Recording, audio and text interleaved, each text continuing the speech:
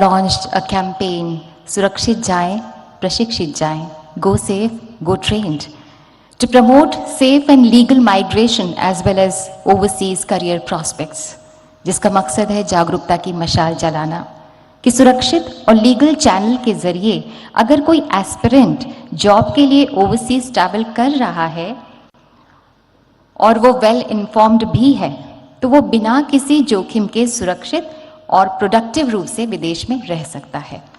इसी बात पर बल दे रहा है डिपार्टमेंट ऑफ पोस्ट का एक postage stamp. May I now request Honorable Prime Minister of India and His Excellency Dr. Mohammad Irfan Ali and His Excellency Mr. Chandrika Prasad Santokhi to kindly release the commemorative postage stamp with the tagline Surakshit Jaye, Prashikshit Jaye, Go Safe, Go Trained.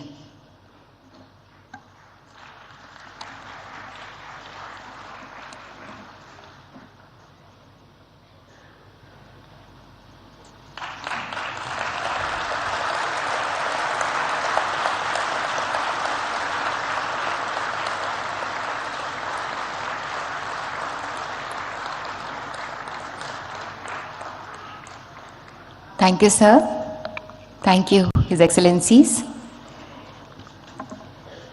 आज हर वो व्यक्ति जो भारत की जड़ों से जुड़ा है, वो एक उजियारे विश्वास से भरा है, चाहे वो भारतवासी हो, चाहे वो प्रवासी भारतीय हो या वो भारतवंशी हो।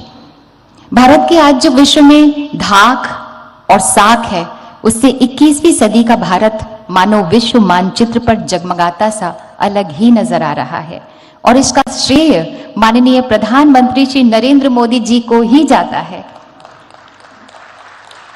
जिनकी हर सांस में भारत का स्वाभिमान स्पंदित होता है। May I invite the Prime Minister of the largest democracy in the world, माननीय Shri Narendra Modi ji, to kindly address the gathering, kindly guide us and show us the way forward.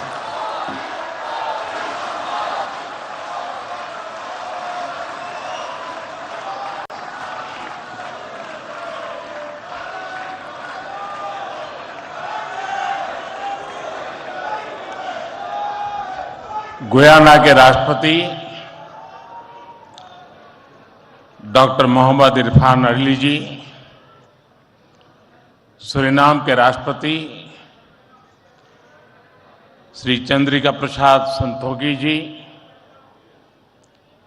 Madhya Pradesh के राज्यपाल श्री मंगूभाई पटेल,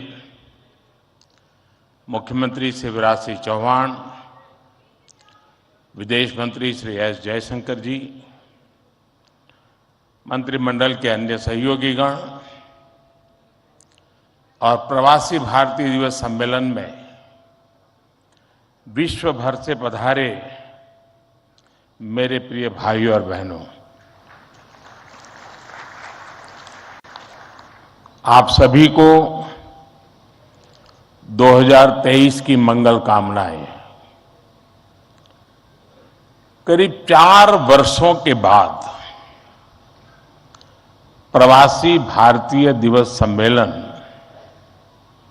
एक बार फिर अपने मूल स्वरूप में अपनी पूरी भव्यता के साथ हो रहा है। अपनों से आमने सामने की मुलाकात का, आमने सामने की बात का अपना अलग ही आनंद भी होता है और उसका महत्व भी होता है। मैं आप सभी का 130 करोड़ भारतवासियों की ओर से अभिनंदन करता हूं, स्वागत करता हूं। भाइयों बहनों, यहां उपस्थित प्रत्येक प्रवासी भारतीय अपने अपने क्षेत्रों में और साधारण उपलब्धियों के साथ अपने देश की माटी को नमन करने आया है और ये प्रवासी भारतीय सम्मेलन मध्य प्रदेश की उस धरती पर हो रहा है जिसे देश का हृदय क्षेत्र कहा जाता है।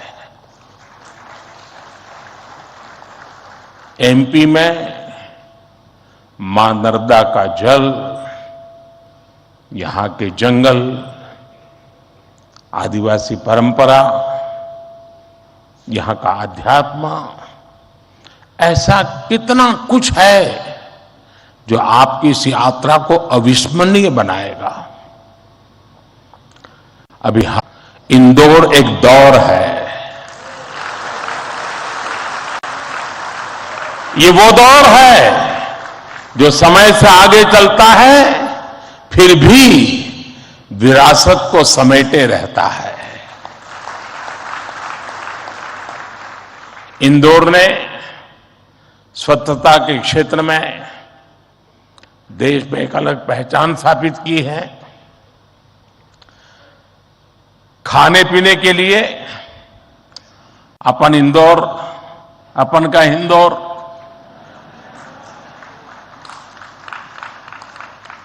अपन का इंदौर देश ही नहीं, पूरी दुनिया में लाजवाब है।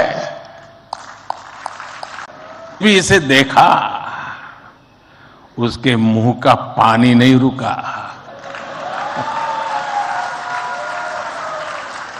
और जिसने इन्हें चखा उसने कहीं और मुड़कर नहीं देखा।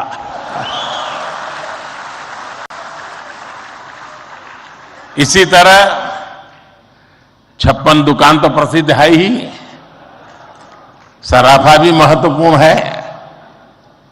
यही वजह है कि कुछ लोग इंदौर को स्वच्छता के साथ साथ स्वाद की राजधानी भी कहते हैं। मुझे विश्वास है यहां के अनुभव आप खुद भी नहीं भूलेंगे और वापस जाकर दूसरों को यहां के बारे में बताना भी नहीं भूलेंगे। फ्रेंड्स, दिस प्रवासी भारतीय दिवस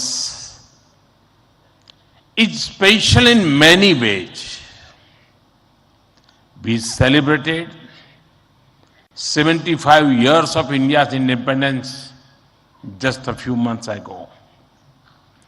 Our digital exhibition related to our freedom struggle has been organized here.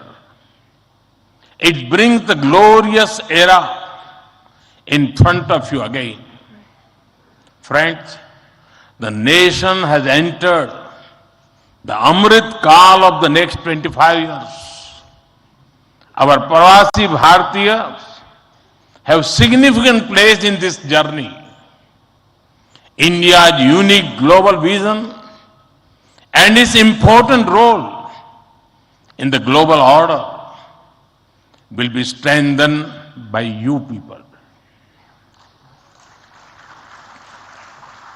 साथियों, हमारे यहां कहा जाता है स्वदेशो भुवन त्रयम, अर्थात हमारे लिए पूरा संसार ही हमारा स्वदेश है। मनुष्य मात्र ही हमारा बंधु बांधव है। इसी वैचारिक बुनियाद पर हमारे पूर्वजों ने भारत के सांस्कृतिक विस्तार को आकार दिया था। हम दुनिया के अलग अलग कोनों में गए। हमने सभ्यताओं के समागम की अनंत संभावनाओं को समझा। हमने सदियों पहले वैश्विक व्यापार की असाधारण परंपरा शुरू की थी। हम असीम लगने वाले समंदरों के पार गए। अलग अलग देशों, अलग अलग सभ्यताओं के बीच व्यावसायिक संबंध कैसे साझी समृद्धि के रास्ते खोल सकती हैं, भारत ने और भारतीयों ने करके दिखाया।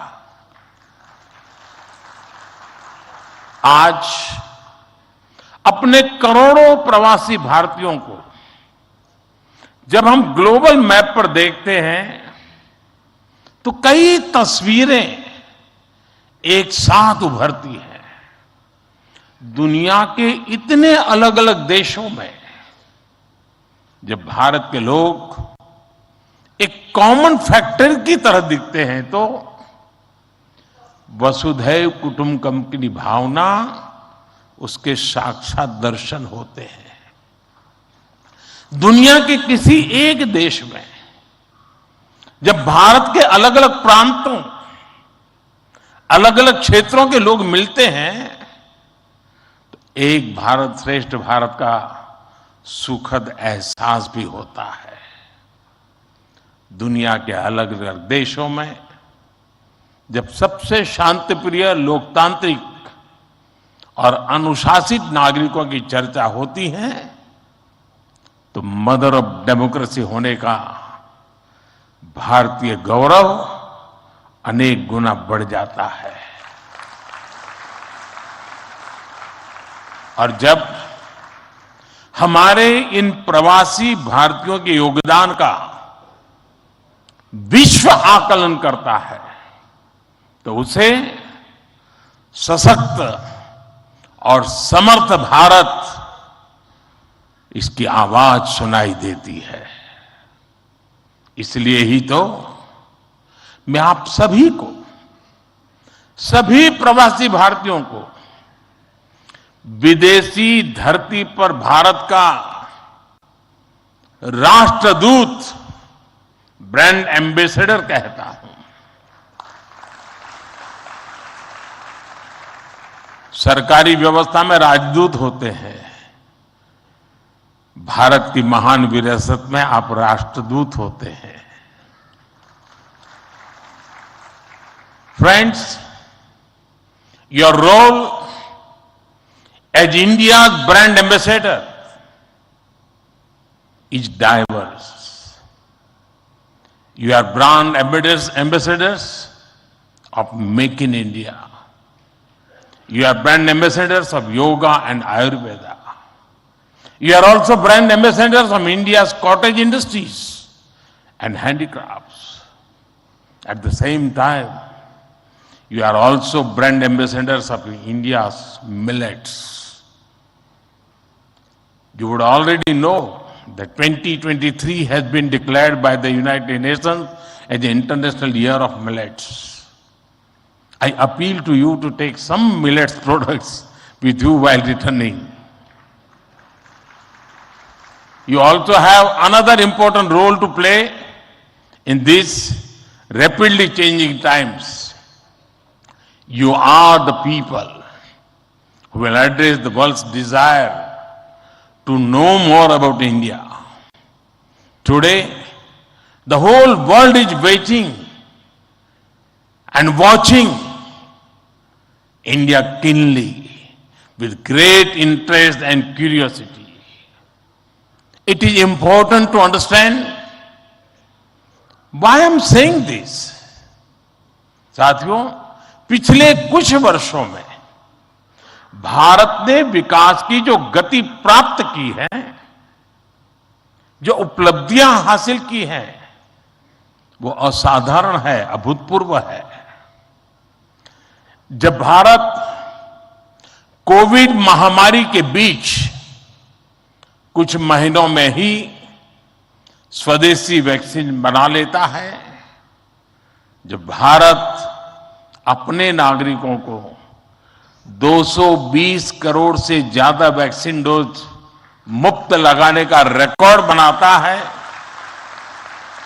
जब वैश्विक अस्थिरता के बीच भी भारत विश्व की उभरती अर्थव्यवस्था बनता है, जब भारत विश्व की बड़ी इकोनॉमी से कॉम्पीट करता है, टॉप 5 इकोनॉमी में शामिल होता है, जब भारत दुनिया का तीसरा सबसे बड़ा स्टार्टअप इकोसिस्टम बनता है, जब मोबाइल मैन्युफैक्चरिंग जैसे क्षेत्रों में, इलेक्ट्रॉनिक मैन्युफैक्चरिंग के क्षेत्र में मेक इन इंडिया का डंका बजता है, जब भारत अपने दम पर Tejas fighter plane, aircraft carrier, INS Vikrant और अरिहंत जैसी न्यूक्लियर सबमरीन बनाता है, तो स्वाभाविक है दुनिया और दुनिया के लोगों में क्यूरियोसिटी होती है कि भारत क्या कर रहा है, कैसे कर रहा है।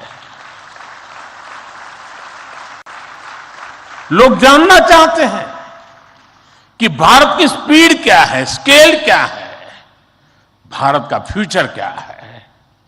इसी तरह जब कैशलेस इकोनॉमी की बात होती है, फिनटेक की चर्चा होती है, तो दुनिया ये देखकर हैरान में है कि विश्व के 40% real time digital transaction Bharat में होते हैं।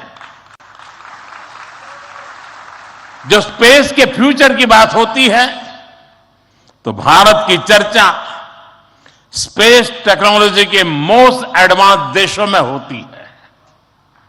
भारत एक बार में 100 सैटेलाइट लॉन्च करने का रिकॉर्ड बना रहा है। सॉफ्टवेयर और डिजिटल टेक्नोलॉजी के क्षेत्र में हमारी ताकत दुनिया देख रही है। आप में से बहुत से लोग भी इसका बहुत बड़ा जरिया है। भारत का ये बढ़ता हुआ सामर्थ्य, भारत का ये दमखम, भारत की जड़ों से जुड़े हर व्यक्ति का सीना चौड़ा कर देता है। वैश्विक मंच पर आज भारत की आवाज, भारत का संदेश, भारत की कही बात एक अलग ही मायने रखती है। भारत की ये बढ़ती है ताकत आने वाले दिनों में और ज्यादा बढ़ने वाली है। और इसलिए भारत के प्रति जिज्ञासा, भारत के प्रति क्यूरियोसिटी भी और बढ़ेगी। और इसलिए विदेश में रहने वाले भारतीय मूल के लोगों की, प्रवासी भारतीयों की जिम्मेदारी भी बहुत बढ़ जाती है। आपके पास आज भारत के बारे में जितनी व्यापक जानकारी होगी, उतना ही आप दूसरों को भारत के बढ़ते सामर्थ्य के बारे में बता पाएंगे और तथ्यों के आधार पर बता पाएंगे। मेरा आग्रह है कि आपके पास कल्चरल और स्पिरिचुअल जानकारी के साथ साथ भारत की प्रगति की अपडेटेड इंफॉर्मेशन होनी चाहिए। साथियों, आप सबको ये भी पता है, इस वर्ष भारत दुनिया के G20 समूह की अध्यक्षता भी कर रहा है। भारत इस जिम्मेदारी को एक बड़े अवसर के रूप में देख रहा है। हमारे लिए ये दुनिया को भारत के बारे में बताने का अवसर है। ये दुनिया के लिए भारत के अनुभवों से सीखने का, पुराने अनुभवों से सस्टेनेबल फ्यूचर की दिशा तय करने का अवसर है। हमें G20 केवल एक डिप्लोमेटिक इवेंट नहीं, बल्कि जन भागीदारी का एक ऐतिहासिक आयोजन बनाना है। इस दौरान विश्व के विभिन्न देश भारत के जन जन के मन में अतिथि देवो भव की भावना का दर्शन करेंगे। आप भी अपने देश से आ रहे प्रतिनिधियों से मिलकर उन्हें भारत के बारे में बता सकते हैं। इससे उन्हें भारत पहुंचने से पहले ही अपनत्व और स्वागत का एहसास होगा। साथियों, और मैं तो ये भी कहूंगा कि जब G20 समिट में, क्योंकि कोई 200 मीटिंगें होने वाली है, G20 समूह के 200 डेलीगेशन यहां आने वाले हैं, हिंदुस्तान के अलग अलग शहरों में जाने वाले हैं।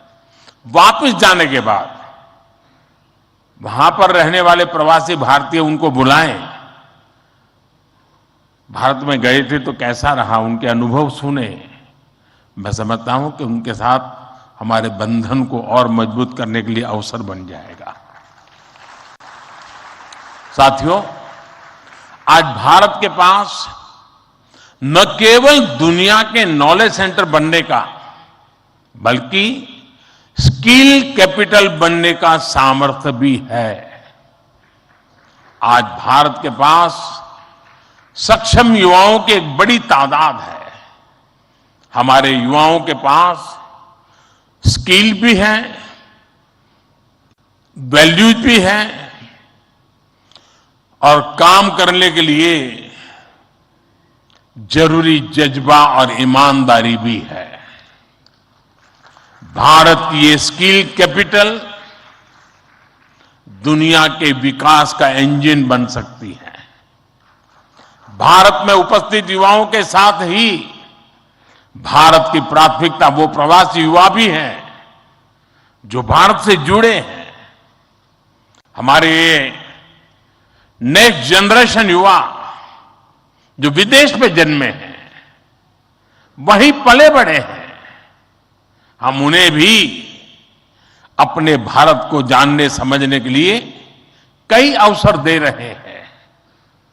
नेक्स्ट जनरेशन प्रवासी युवाओं में भी भारत को लेकर उत्साह बढ़ता चला जा रहा है।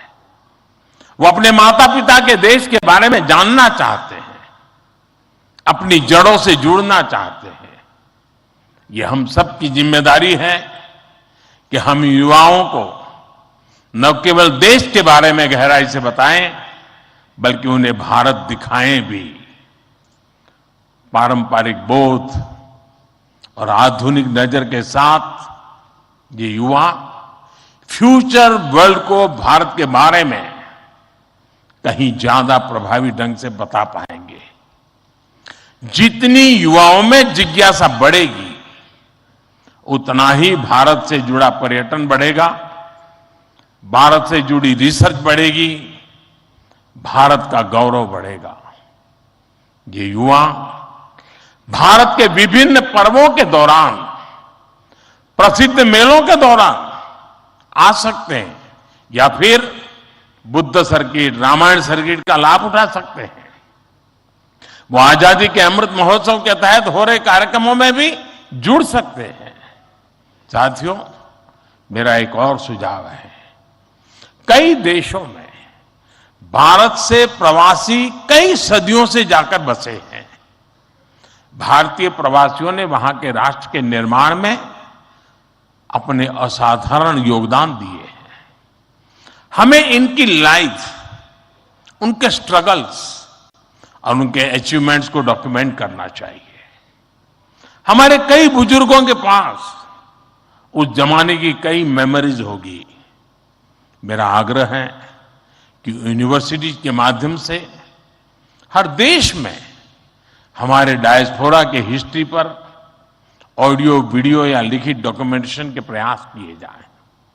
साथियों, कोई भी राष्ट्र उसमें निष्ठा रखने वाले हर व्यक्ति के दिल में जीवित रहता है। यहां भारत से कोई व्यक्ति जब विदेश जाता है और उसे वहां एक भी भारतीय मूल का व्यक्तित्व या व्यक्ति मिल जाता है, तो उसे लगता है कि उसे पूरा भारत मिल गया। यानी आप जहां रहते हैं, भारत को अपने साथ रखते हैं।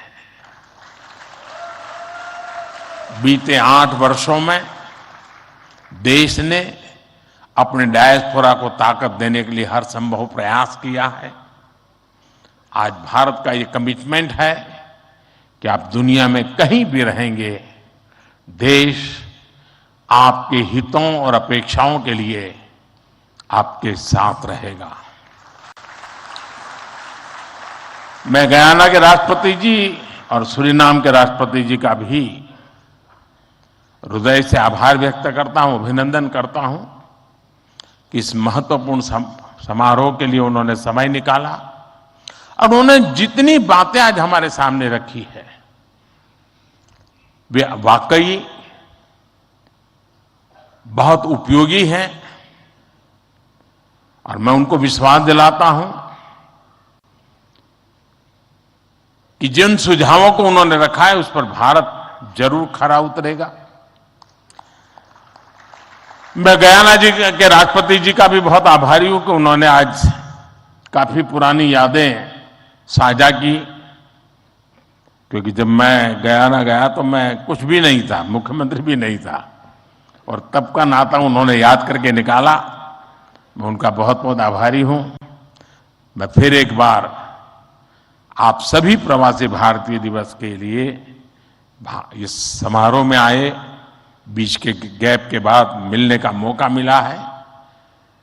मेरी तरफ से आपको अनेक अनेक शुभकामनाएं हैं।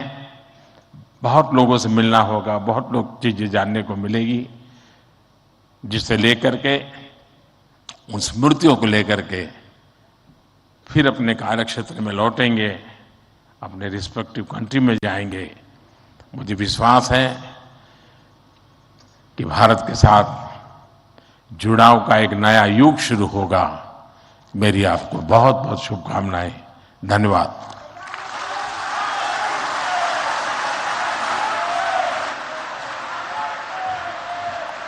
कोटि कोटि धन्यवाद माननीय प्रधानमंत्री जी, आपके अपनेपन से भरे हुए संबोधन के लिए। आपके राष्ट्रीय स्वाभिमान के स्वर सभी को एक नई ऊर्जा से भर देते हैं। बहुत बहुत धन्यवाद आपका माननीय। We are grateful and privileged with the august presence of His Excellency Dr. Mohammad Irfan Ali and His Excellency Mr. Chandrika Prasad Santokhi. Thank you, Honorable Governor, Madhya Pradesh. Thank you, Honorable Chief Minister, Madhya Pradesh. Thank you so much, Minister of। तो आप सुन रहे थे 17वां जो प्रवासी भारतीय सम्मेलन